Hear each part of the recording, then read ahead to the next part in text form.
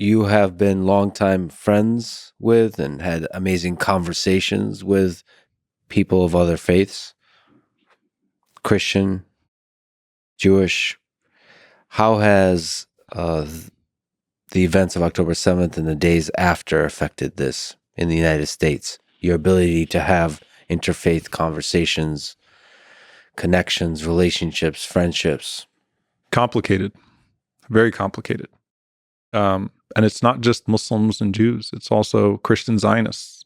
Christian Zionism is at the root of the problem, in my opinion, especially when we talk about what drives America's unshakable, unconditional commitment to Israel.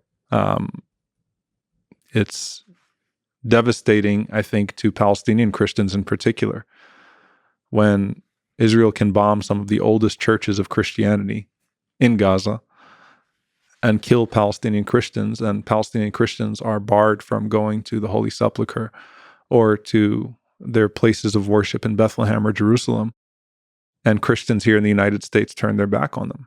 I think that it is particularly outrageous. So it's complicated. Look, I expect more from people in the face of a genocide.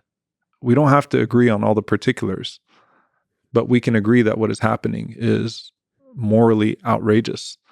And so I think that I've had a few people that have reached out and said, I want to say something, but I can't. And I've had to respond with, that's not good enough. So I think that we have a problem. And instead of focusing on that problem, I'd like to focus on the more morally consistent voices across faiths that have risen to the moment, rather than those that have failed. So you wish more rabbis would be able to have a conversation like we're having today, and also not allow it to be seen as them turning their back on their religion. Rabbis, pastors, again, it's not just, Jewish leadership, it's also Christian leadership. I think that it's important for those that have claimed to be allies in the fight against Islamophobia to see that you cannot be opposed to Islamophobia while also extending anti-Palestinian bigotry.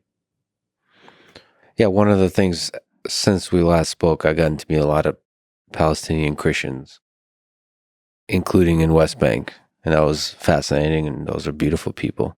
I think people should watch Reverend Underis Haq's sermon on Christmas, Jesus and the Rebel.